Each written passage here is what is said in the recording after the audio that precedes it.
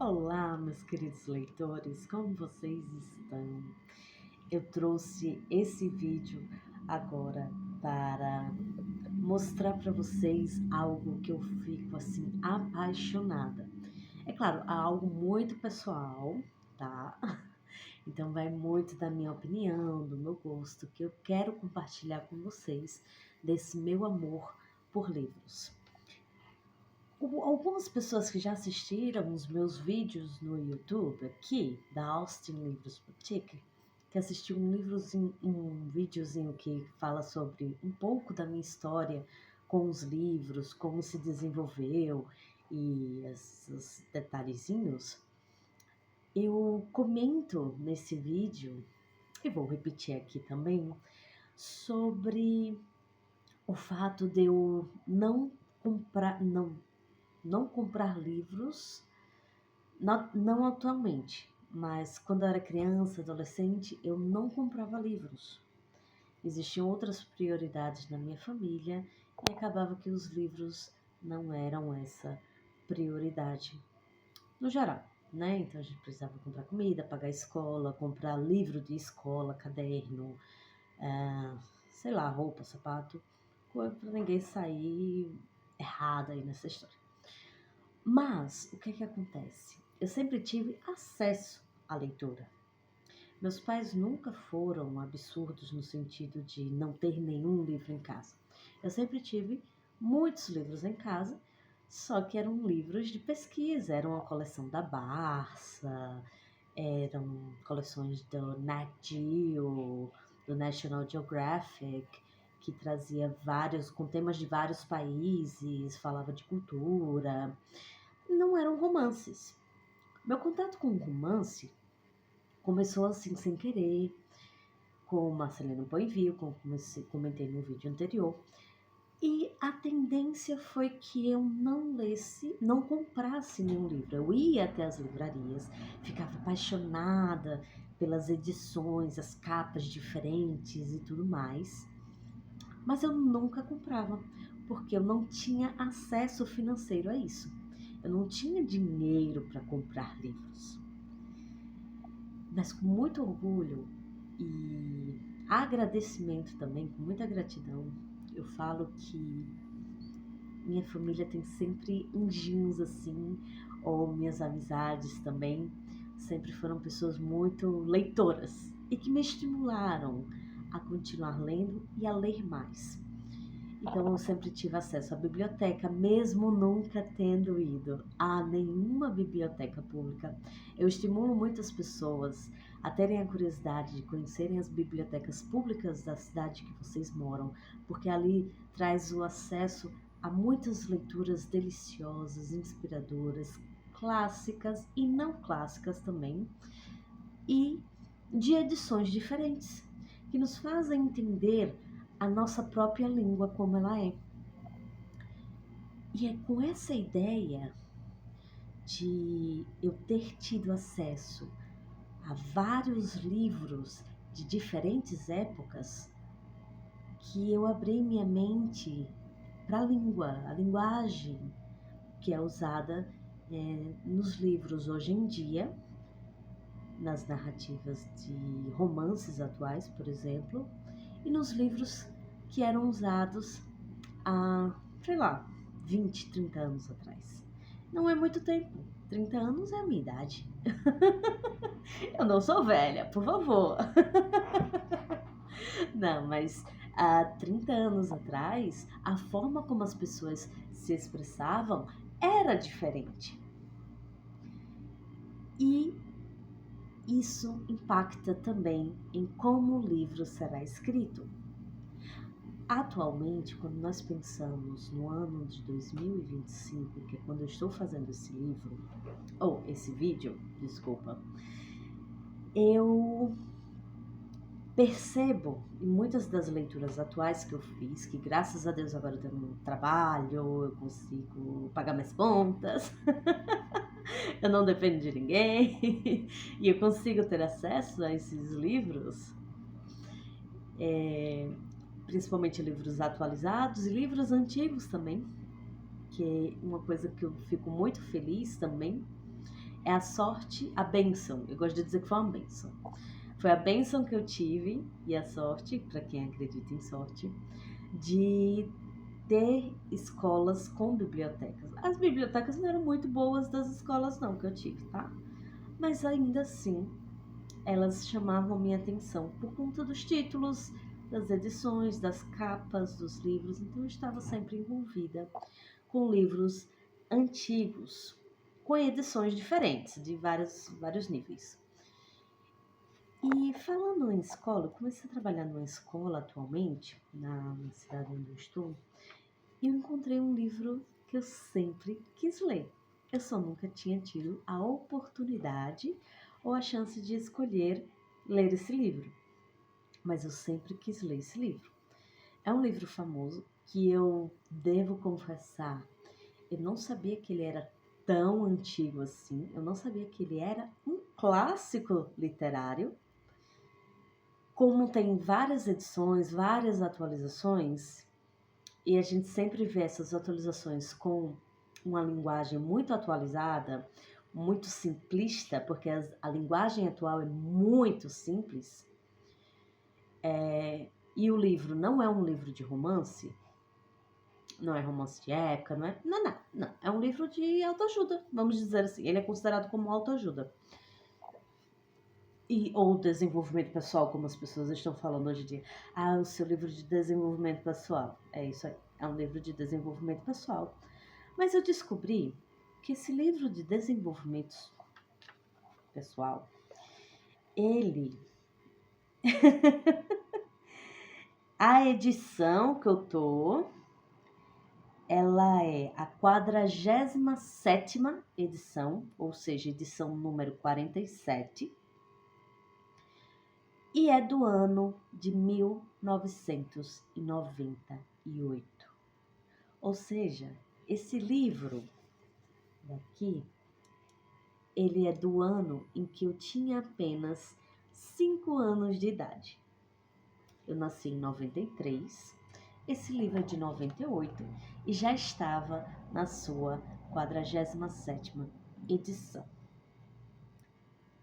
E isso é impressionante, muito impressionante mesmo. A primeira edição, que fala aqui copyright, a primeira edição foi de 1936.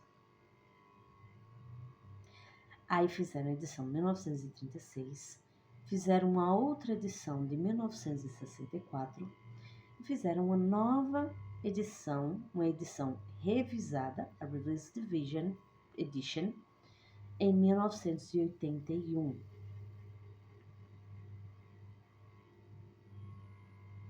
De Dale Carnegie. Esse cara aqui da foto, Dale Carnegie. E o título é Como Fazer Amigos e Influenciar Pessoas. É um livro que está em alta desde sempre. Bom, pelo visto, desde sempre. Chegou aqui ao Brasil. Essa é a edição brasileira, São Paulo, tudo bem, 1998 e tudo mais. Só para vocês terem noção, Dale Carnegie, ele nasceu em 1888 e faleceu, viveu, até 1955, de acordo com o que eu tô lendo aqui, tá? Nas características, na descrição do livro, tá aqui. Dale Carnegie, 1888 a 1955. Olha só que preciosidade é esse livro. O título, Como Fazer Amigos e Influenciar Pessoas, com tradução de Fernando Tude de Souza. Com a edição, de acordo com a edição americana 1981. Ou seja, essa edição daqui é a versão da edição revisada de 1981. Eles pegaram a edição em inglês, que ele é americano, de 1981, e e editaram, traduziram em 1998 e lançaram aqui no Brasil. E esse livro daqui já está com a seguinte destaque: mais de 15 milhões de exemplares vendidos. 15 milhões de exemplares vendidos. Sintam a emoção. Em 1998 já existia 15 milhões de livros vendidos de Dale Carnegie com o título Como Fazer Amigos e Influenciar Pessoas. Imagina quantas pessoas que ele conseguiu influenciar. E eu nem cheguei no assunto que eu quero falar. E eu fiquei muito impressionada quando eu encontrei esse livro na biblioteca da escola. Eu disse, é o livro que eu preciso para minha vida. E eu não tinha comprado nenhuma edição atualizada ainda. Nenhuma edição de 2025, nenhuma edição de 2020, nenhuma. Eu ainda não tinha comprado. Eu estava sentindo essa necessidade de comprar, mas por alguma razão, coisas aconteciam, outros títulos surgiam e eu acabava não comprando. Eu dizia, não, isso vai dar para eu ler depois, e sempre ficava para depois. E eu nunca comprava. Até que apareceu na biblioteca, fez assim, plim, um brilho para mim. Aí eu pedi autorização, claro, tô com ele aqui lendo. Não li muito ainda não, ainda tô na parte introdutória. Na parte de epílogo mesmo, contando a história de Dale Carnegie, como ele era uma pessoa de sucesso. E aqui o livro vem falando 3 partes. 1. Quais são as 6 maneiras de fazer as pessoas gostarem de você? E tem a página. Esse livro de 1998 é fantástico. Ele diz até a página que você precisa ir. Vai direto no assunto. 2. Quais são as 12 maneiras de conquistar as pessoas para o seu modo de pensar? E 3. Quais são as 9 maneiras de modificar as pessoas sem as ofender ou provocar ressentimentos? Então, assim, é uma técnica de persuasão que com certeza muitos da mídia utilizam e que eu acredito que seja muito importante nós, considerados da população, nós da população brasileira, é muito importante a gente estar sempre atualizado para tomarmos cuidado com essas ideias de persuasão e com essas possibilidades de transformar a persuasão em manipulação. Porque as características são praticamente as mesmas. As práticas são praticamente as mesmas. O que vai mudar entre persuasão e manipulação está na intenção da pessoa que a aplica. E por isso que eu sempre quis ler esse livro, porque esse livro é um livro de grande impacto, que muitos influenciadores da mídia falam para ler. Todo livro que eles dizem, os melhores livros para empresários, os melhores livros para influencers, os melhores livros para qualquer coisa. Comunicação, oratória, todo livro, toda pessoa, na lista, toda pessoa que eu vi, eu tenho certeza que as que eu não vi também, eles citam Dale Carnegie. E eu estou tendo a chance e a honra, eu me sinto honrada, porque até, se perceber, a capa é da mesma cor da minha roupa, que é da mesma cor da Austin Livros Boutique. Então eu me sinto honrada e lisonjeada de poder ter essa chance de ler um livro antigo e ter essa certeza de como esse livro se tornou um clássico. Porque aqui ele conta um pedaço da história de como ele se tornou esse clássico que ele é hoje. Que ele é hoje atualmente, em 2025. Que ele manteve o padrão. Mas o meu objetivo aqui é ler esse livro antigo e eu já comecei a perceber algumas várias mudanças linguísticas na escrita dele. Não é que eu ache difícil, não é uma linguagem difícil, não. Mas é uma linguagem extremamente formal. Ele é uma linguagem de leitor.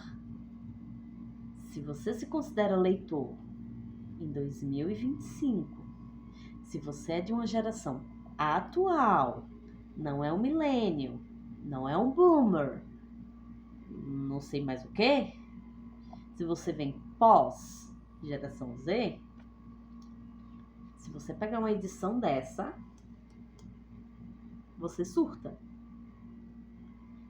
Não é surtar de achar difícil, é surtar da linguagem ser formal. Então, a chance de você achar isso daqui chato, mesmo sendo referência no mundo todo até hoje, e de sucesso de milhões e milhões e milhões de vendas, até hoje, uma pessoa que não está acostumada com leitura clássica não lê. E eu quero fazer um estudo comparativo, né? Desse livro com a edição atualizada. Seria assim, fantástico. Porque sim, as edições fazem diferença. Muitas pessoas dizem, qualquer livro serve. Não. Depende do seu objetivo de leitura. O seu objetivo de leitura é ter mais proximidade, aprender a ler clássicos, a expandir o seu vocabulário e tudo mais, você precisa escolher livros um pouco mais desafiadores e, de preferência, literatura clássica. Aí sim você expande teu vocabulário e tua forma de desenvolver impecavelmente. Mas, se você quer ler apenas para passar o tempo, para distrair a mente e manter a mente funcionando, sem essas distrações digitais e sem os excessos, né, das distrações digitais, e você quer ler um livro, pega um livro atual mesmo, um livro simplinho aí de 2020 que você lê, senta algumas horinhas na cadeira e lê o livro todo. Eu tenho livros assim que são muito bons, desses, entre 2020 e 2025, são extremamente fantásticos, mas eles, ao mesmo tempo que eles são fantásticos para a época. Então são edições que não vão se tornar clássicos, porque ela não vai expandir nenhum conhecimento e não vai extrapolar nenhum sentimento ou abertura da época. Eles apenas estão ali para relaxar a sua mente. Então você vai ler, vai criar, imaginar e viver aquele momento, algo leve, e depois segue a sua vida normalmente, não vai afetar. Diferente desse daqui, diferente de Jane Austen, da Orgulho e Preconceito, da Badiana Tanger, Emma, Mansfield Park, diferente de Frankenstein, diferente de Drácula, mas cuidado, tem edições e edições. Existem as edições que falam que é o texto integral e existem as edições que são edições revisadas. Eu sou apaixonada pelo Conde de Monte Cristo, por exemplo. Sou assim. Nossa! É um livro que me fez minha cabeça ir para outro mundo, literalmente. É um livro de literatura clássica, dos anos de 1800 e alguma coisa. Final dos anos de 1800. 1870, 1880, por ali. A história acontece nessa época. E na França.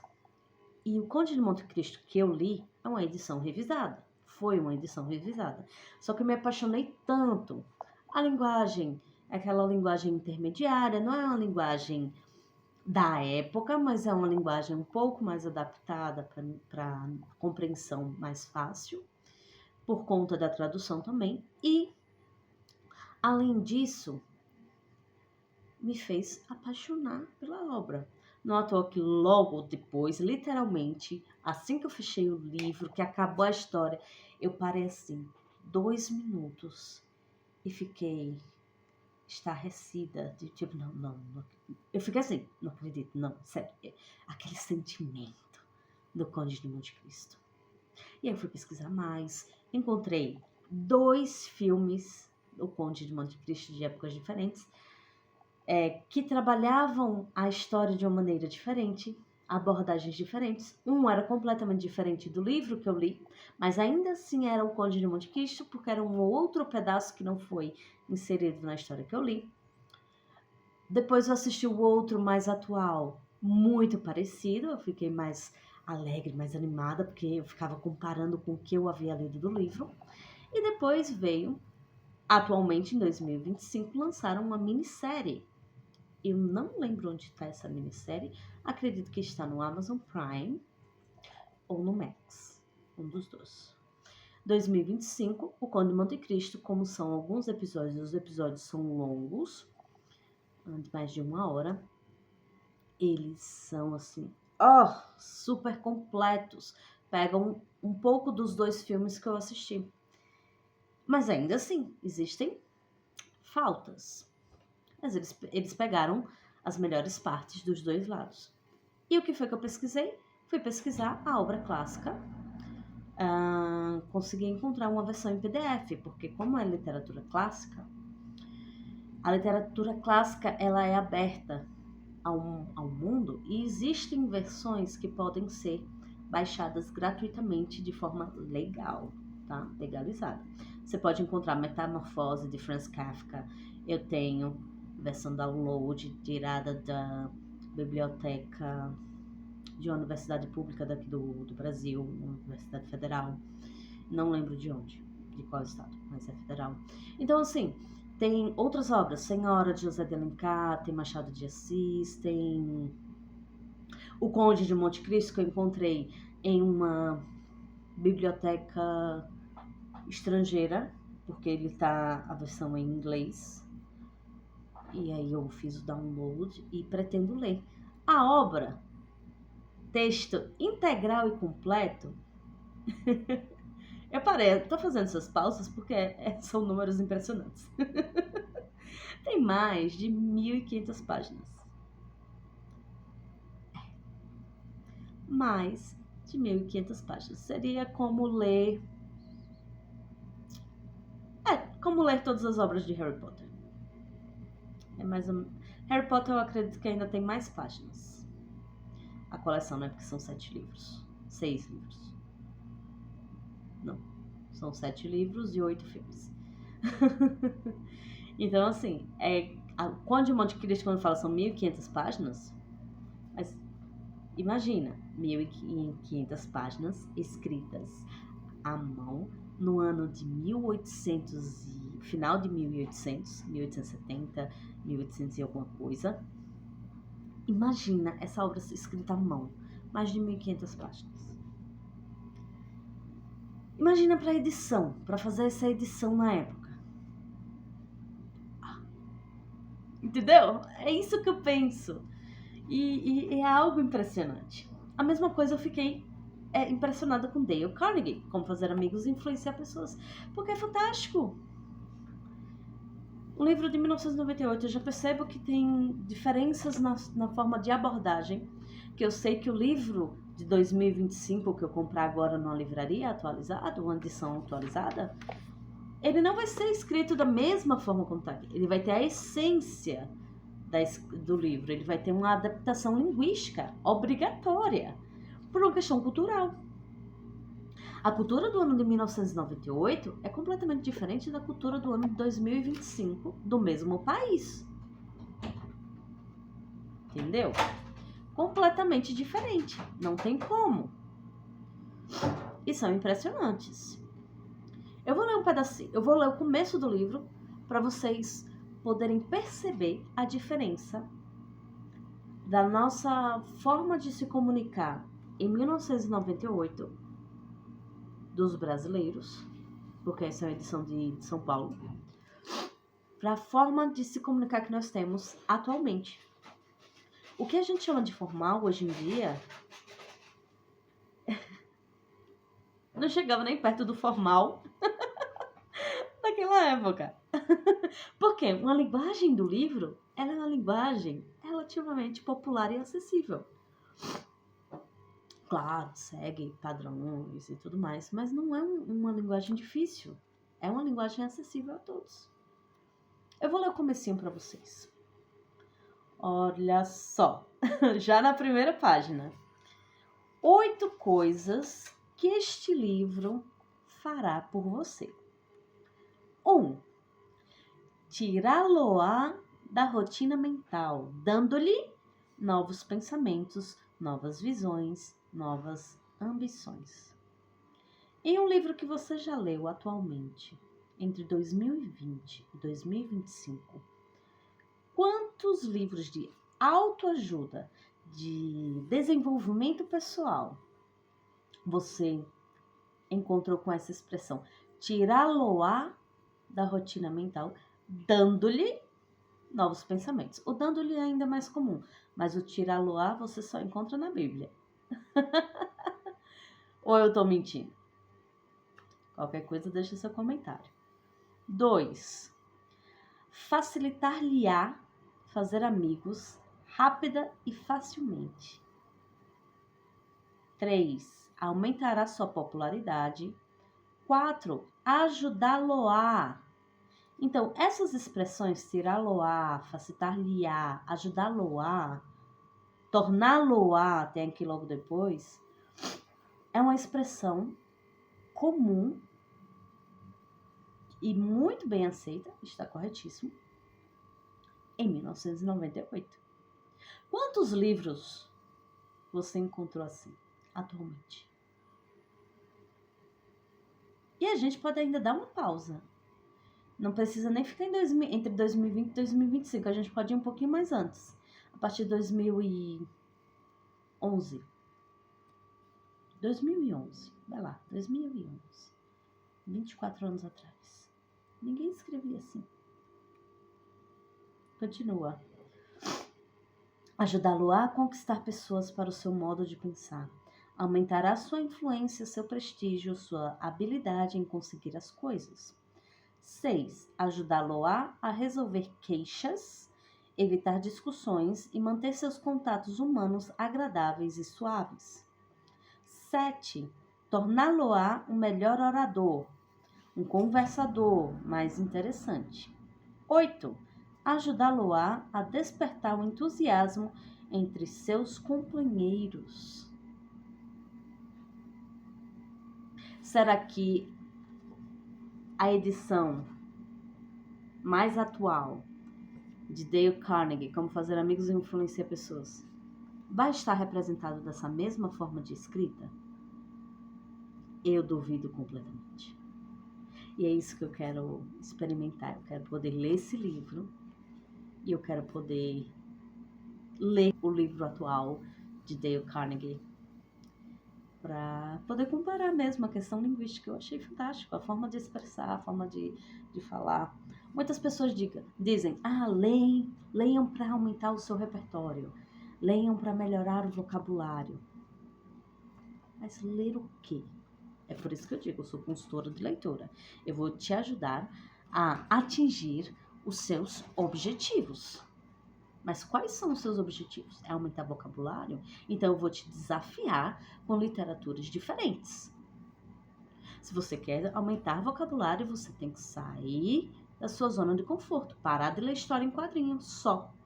Ler história em quadrinho é proibido? De forma alguma. Ele abre portas. Ele abre chances. Mas ele limita. Da mesma forma que você só ler romance, vai te limitar também. Linguisticamente falando. E de padrão. Se eu só lesse Jane Austen, eu só ia me expressar da forma como Jane Austen. A forma como ela escreve. Se eu fosse escrever ou falar qualquer coisa no sentido. Mas não. Eu leio todos o máximo de tipos de leitura possível. Claro, tem uns que eu não aguento, não suporto. Não consigo, não acho ruim. Eu acho que é uma leitura clássica fantástica. Recomendo e multiplico por 2 a recomendação, que é a sequência de Harry Potter. Harry Potter tem um fator linguístico criativo gigantesco, mas eu não consigo ler. porque ficção científica não é comigo. Ficção, fantasia, não é pra mim. Não funciona na minha cabeça. Não adianta. Aí não é pra mim. Mas quer dizer que eu não li? No caso de Harry Potter, eu realmente comecei a ler o primeiro capítulo só da Pedra Filosofal, não consegui continuar. Mas isso foi muitos anos atrás, talvez eu precise dar uma segunda chance pra ele. Mas eu li livros de fantasia que eu gostei, como A Senhora de Avalon, que fala sobre o rei Arthur numa perspectiva feminina de uma bruxa, de uma feiticeira, responsável por proteger e guiar o rei Arthur para poder cumprir a sua missão e salvar as bruxas e feiticeiras. Eu li... Esse é um clássico também, né? A Senhora de Avalon também é um livro antigo, 1900 e alguma coisa. Mas um livro mais atual, alguma coisa das Três Graces. Alguma coisa das Três Graces, o Mistério das Três Graces, uma coisa assim, não me lembro o título, justamente porque não foi, é fantasia, mas a história é boa, mas como é muito atual, ele é de 2022, acredito eu, acho que é 2020, não, 2020, esse é um livro de 2020, alguma coisa das Três Graces. Nossa, não. Eu sofri para ler esse livro no sentido não linguístico, porque ele era extremamente simplista. Mas no sentido do fato dele ser extremamente simples e raso. Ele tinha um conhecimento simples e raso. Não tinha nada profundo, não tinha nada de lendas. Ele criava as próprias lendas, mas eram lendas tão rasas porque não era algo tirado de uma verdade. Quando você tira a realidade de uma verdade, ou quando você tira a história de uma verdade, você consegue detalhes, você consegue deixar mais minucioso, mais realista, mais visual mentalmente. Você não precisa, você consegue criar a imagem na sua cabeça e com os detalhes que são ditos no livro, coisa que não tinha nas Três Graces. Então eu não gostava, não gostei. Não gostei nesse sentido. Não é que a história era ruim, era uma história de potencial enorme, gigantesco. Mas era raso. Então não valia a pena pra mim. E era fantasia. Então, linguisticamente pra mim, era raso. Aquele livro não ia me ajudar a melhorar o meu vocabulário. De forma alguma. Não ia nem me ajudar a me expressar melhor. Mas esse aqui, ó, edição de 1998, com certeza. Ou até mesmo, teve um clube de leitura que eu fiz com os meus queridos leitores da livraria Vintage, da Austin Livros Boutique, que foi Delírios de Consumo de Beck Bloom. Delírios de Consumo de Beck Bloom é uma leitura recente, considerada recente, tem apenas 10 anos. Eu acho que ela é ainda um pouquinho mais antiga. Ela é mais ou menos de 2013, 2016, por aí. Tem o filme e tudo mais. O filme representa bem o livro.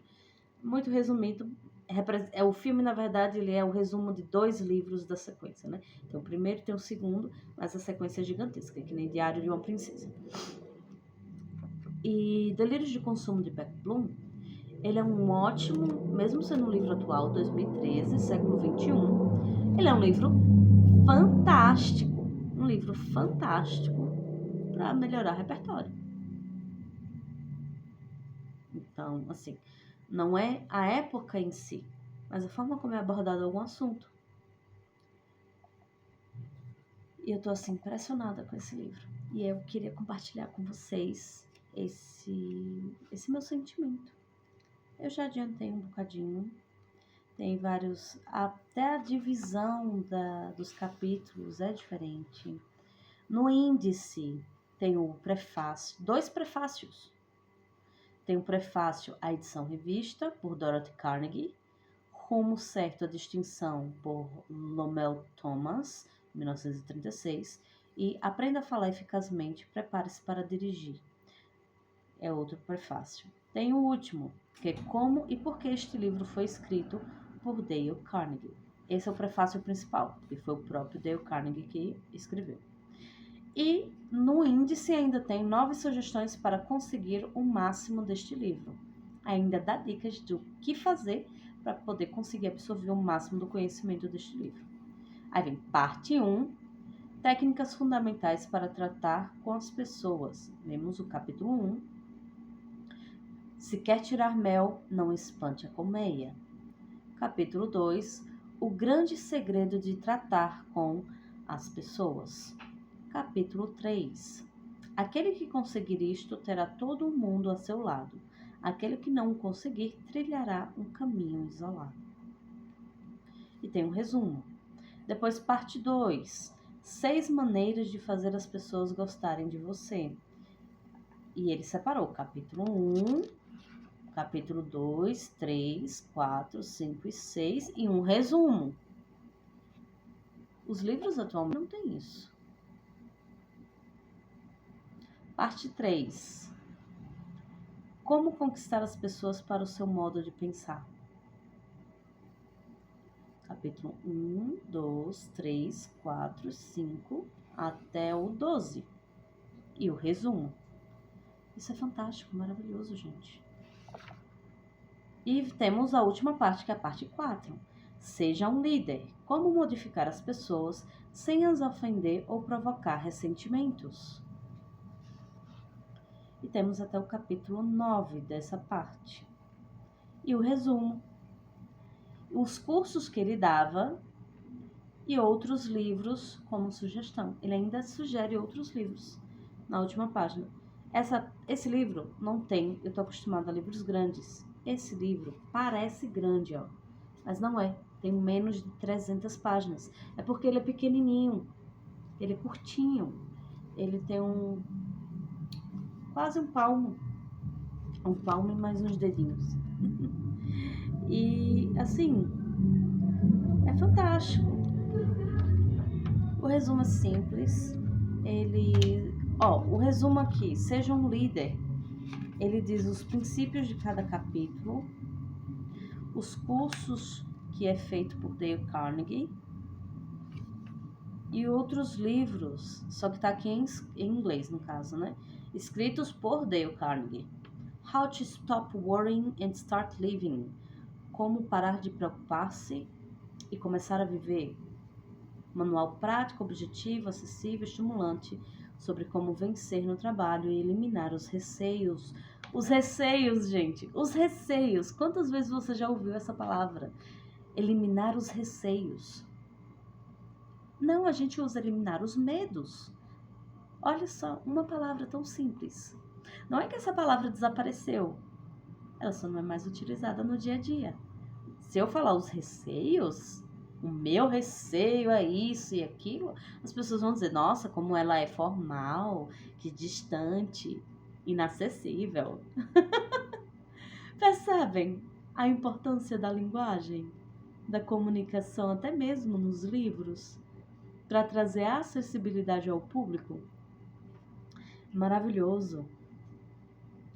Nossa, tem mais uns outros 3, 4, 5, 6 livros. Mas temos as obras que já estão traduzidas no Brasil, como Fazer Amigos e Influenciar Pessoas, Como Evitar Preocupações e Começar a Viver, que foi o que eu falei agora, e tem Lincoln, esse desconhecido. E tem uma obra de Dorothy Carnegie.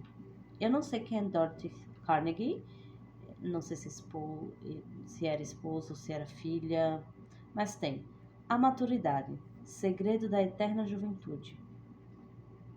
Do original em inglês, Don't Grow Old, Grow Up. Nossa, esse em inglês ficou fantástico. Normalmente eu não gosto dos títulos em inglês, acho fraco. É porque eu sou brasileira, né? Impressionante, gente. Eu estou maravilhada. Eu espero que vocês tenham sentido essa energia vinda de mim, essa ansiedade, essa curiosidade, porque ler é isso. Ler é estar constantemente curioso ou curiosa para saber mais, aprender mais, conhecer mais. Conhecer nunca é demais. Aprender nunca é demais. Só não podemos sobrecarregar o sistema. Lembrando, a gente dorme e esquece algumas coisas para aprender novas e criar novas conexões neurais. E é isso que a gente faz, certo? Estou aqui disponível para vocês. Siga-nos no nosso Instagram, @AustinLivrosBoutique. Deixe o seu comentário. Confere nossa livraria online, também vou deixar o link disponível. E estou aqui para vocês. Qualquer dúvida, qualquer ideia, também estou à disposição. Sou consultora de leitura, sou formada em pedagogia e inglês, letras em inglês.